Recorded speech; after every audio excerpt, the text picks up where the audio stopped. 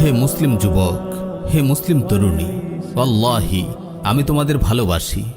আমি চাই তোমরা সুন্দর হও, পবিত্র হও, নির্মল হও। আমি চাই তোমরা আল্লাহর প্রিয় বান্দা হও, প্রিয় নবী সাল্লাল্লাহু আলাইহি ওয়াসাল্লামের প্রিয় উম্মত হও।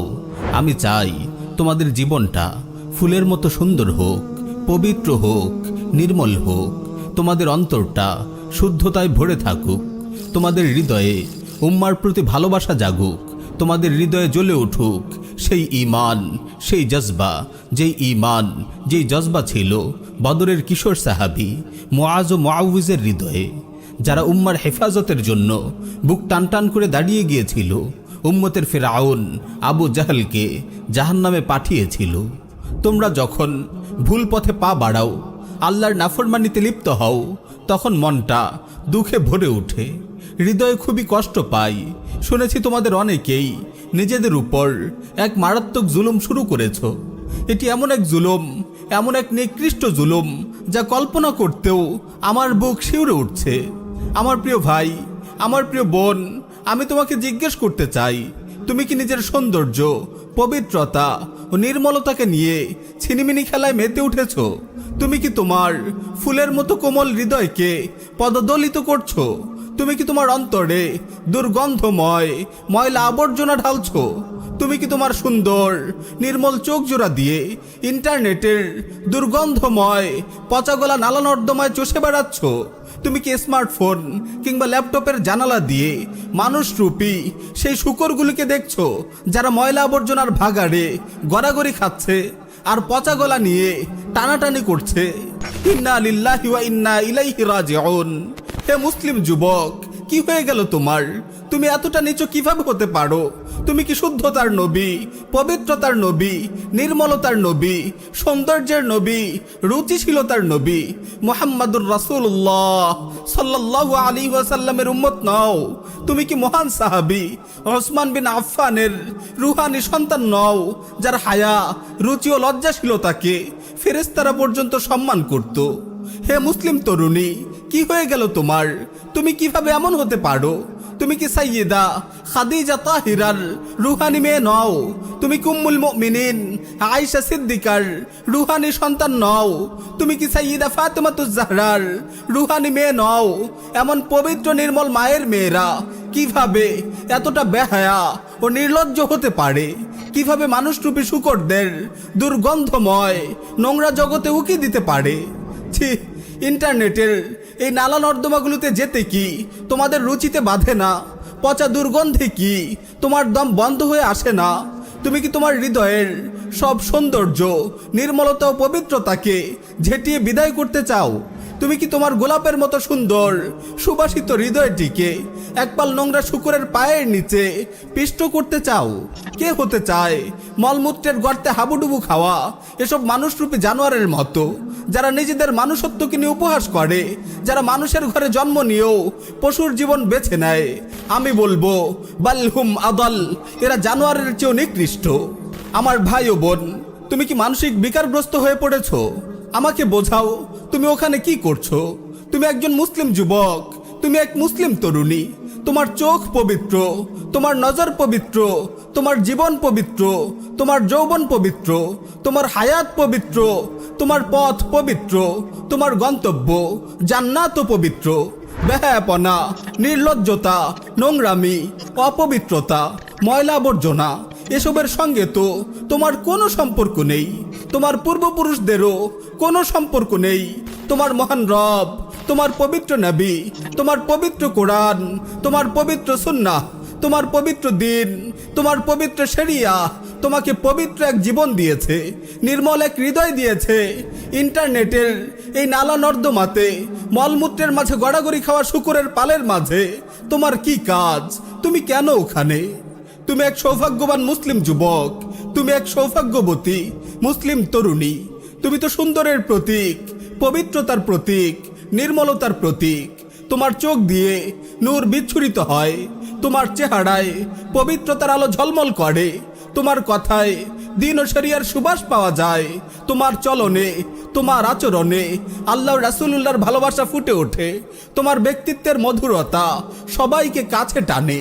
আমার ভাই, আমার বোন, তুমি ভালোভাবেই জানো যৌবন আল্লাহর কত বড় নিয়ামত। এই নিয়ামতের মূল্যায়ন করো, হেফাজত করো, তোমার যৌবনের পরিচর্যা করো। একটু অপেক্ষা কেন করছো না? দাম্পত্য জীবনের মধুর আয়োজনে কেন নিজেকে ব্যস্ত রাখছো না? নিজের সময়গুলোকে কাজে লাগাও, নিজের কেরিয়ার গড়ার পেছনে সময় দাও, নিজেকে উপার্জনক্ষম করো। একটি সুখী দাম্পত্য জীবন গড়ার পেছনে তুমি সময় দাও। কেন ইন্টারনেটের এসব নালা নর্দমায় গড়াগড়ি খাচ্ছ? নিজের ফুলের মতো যৌবনকে ক্ষতবিক্ষত করছো। তুমি কি মানসিকভাবে বিকারগ্রস্ত হয়ে পড়েছো? কেন এমন মাতালের মতো আচরণ করছো? তুমি কি কল্পনা করো না তুমি এক মুসলিম রাজপুত্র? একদিন তুমি রাজা হবে, তোমার ঘর আলো করে আসবে এক রাজকন্যা, সে হবে তোমার রানী। মধুর এক দাম্পত্য সাম্রাজ্য হবে তোমাদের। তোমাদের দুজনের এই বাগানে ফুটবে অনেকগুলো মানবকলি, ফুলের মতো শিশুদের হাসিতে ভরে উঠবে তোমার জীবন। কিন্তু তুমি যদি ইন্টারনেটের এই অশ্লীল জগতে সময় কাটাও, তাহলে তোমার যৌবনকে তুমি নিজ হাতেই ধ্বংস করবে, নিজ হাতেই তুমি বরবাদ করবে তোমার দাম্পত্য জীবনের মধুর আয়োজনকে। আমার ভাই ও বোন, তুমি যদি ইন্টারনেটের এসব নোংরা নর্দমায় ঘুরে বেড়াও, তোমার চোখকে, তোমার অন্তরকে, তোমার জীবনকে কুলুষিত করো, তাহলে লিখে রাখো তুমি তোমার যৌবনকে বরবাদ করছো। তোমার দাম্পত্য জীবনের মধুর স্বপ্নকে তুমি জ্বালিয়ে পুড়িয়ে ছারখার করছো। তোমার জীবনের শুদ্ধতা, নির্মলতা ও সম্ভাবনাগুলোকে তুমি ঝেঁটিয়ে বিদায় করছো। তোমার দুনিয়া, তোমার আখিরাত দুটোকেই বরবাদ করছো। তুমি কি জানো না পর্নোগ্রাফির অশ্লীল জগতে ঘুরপাক খেয়ে কত যুবক, কত তরুণী তাদের জীবনকে লণ্ডভণ্ড করেছে? কত সুখের সংসার বিরান হয়ে গেছে, কত যুবক দিন থেকে ছিটকে পড়েছে। পর্নের ঘৃণ্য দৃশ্যগুলো কি সব সময় তোমার চোখে ভাসবে না? এমনকি যখন সালাতে সিজদায় যাও, তখনও কি তুমি এই জঘন্য দৃশ্যগুলো থেকে মুক্তি পাও? ইন্না লিল্লাহি ওয়া ইন্না ইলাইহি রাজিউন। ভেবে দেখো, পর্নের নীল অন্ধকারে ডুবে থাকা অবস্থায় যদি তোমার মৃত্যু চলে আসে, তাহলে তোমার কেমন পরিণতি হবে? আমার ভাই ও বোন, তুমি মানসিক বিকারগ্রস্ত হয়ে গেছো, নইলে তুমি ইন্টারনেটের এসব নালা নর্দমায় পড়ে থাকতে না। কোনো সুস্থ মানুষ এখানে 1 মিনিট থাকলেও তার পেট উল্টে বমি আসবে, তার নিঃশ্বাস বন্ধ হয়ে আসবে। তুমি কেন এই সংকীর্ণ পচাগলা নর্দমায় পড়ে আছো? এসো, আমার হাত ধরো, আমি তোমাকে নিয়ে যাব সুন্দর এক পৃথিবীতে। তুমি আমার সাথে এসো, দেখো আল্লাহ তোমার জন্য কি সুন্দর পৃথিবী বানিয়েছেন। কেন তুমি আটকে আছো স্মার্টফোন আর ল্যাপটপের চারকোনা ওই ছোট্ট স্ক্রিনে? বাইরের পৃথিবী অনেক বড়, অনেক সুন্দর, অনেক নির্মল। ওই দেখো, নির্মল নীল আকাশ চারদিকে গোল হয়ে নেমে এসেছে। মৃদুমন্দ হাওয়া গাছের পাতায় দোলা দিচ্ছে, বাগানে ফুল ফুটেছে, প্রজাপতি উঠছে, পাখিরা গান ধরেছে। ওই দেখো, আকাশ কালো হয়ে বৃষ্টি ঝরছে, শূন্য খেলার মাঠ তোমাকে হাত ছানি দিয়ে ডাকছে। তুমি নীল রঙের ওই অন্ধকার ছেড়ে বের হয়ে এসো, খেলাধুলা করো, শরীর চর্চা করো, বাইরে ঘুরে বেড়াও, আল্লাহর সৃষ্টি জগৎ দেখো, একা থেকো না। আমার ভাই, তুমি যদি এই জীবন ও যৌবন বিধ্বংসী আসক্তি কাটাতে চাও, তাহলে নিজেকে স্মার্টফোন ও ল্যাপটপ থেকে নিরাপদ দূরত্বে সরিয়ে নাও। অন্তত 3 মাসের জন্য তুমি স্মার্টফোন ও ল্যাপটপকে বিদায় জানাও। এটি একটি অব্যর্থ চিকিৎসা। ইনশাআল্লাহ তুমি সুস্থ হয়ে উঠবে। যদি তোমার পড়াশোনা বা কাজের জন্য স্মার্টফোন ও ল্যাপটপ ব্যবহার করা জরুরি হয়, তাহলে দুটো কাজ করো। তোমার মেমোরি কিংবা হার্ড ড্রাইভ থেকে পর্নের নোংরা আবর্জনাগুলো ডিলিট করে দাও, আর ইন্টারনেট ইউজ করাও বন্ধ করে দাও।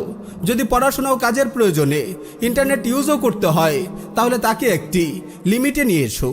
প্রিয় ভাই ও বোন, সাবধান, তুমি এই নীল অন্ধকারে 1 মুহূর্ত থেকো না। তাওবা করো, অনুতপ্ত হও, অনুশোচনার অশ্রুতে নিজেকে ধুয়ে মুছে সাফ করে ফেলো। একজন মুসলিম যুবক, একজন মুসলিম তরুণী এমন অপবিত্র জীবন যাপন করতে পারে না। আল্লাহর অমূল্য নিয়ামত চোখ দুটোকে এমন নিকৃষ্ট ব্যবহার করতে পারে না। নিজেকে প্রশ্ন করো, এই চোখ দুটো নিয়ে তুমি কোন মুখে হাউজে কাউসারের পাড়ে রাসূলুল্লাহ সাল্লাল্লাহু আলাইহি ওয়াসাল্লামের কাছে দাঁড়াবে?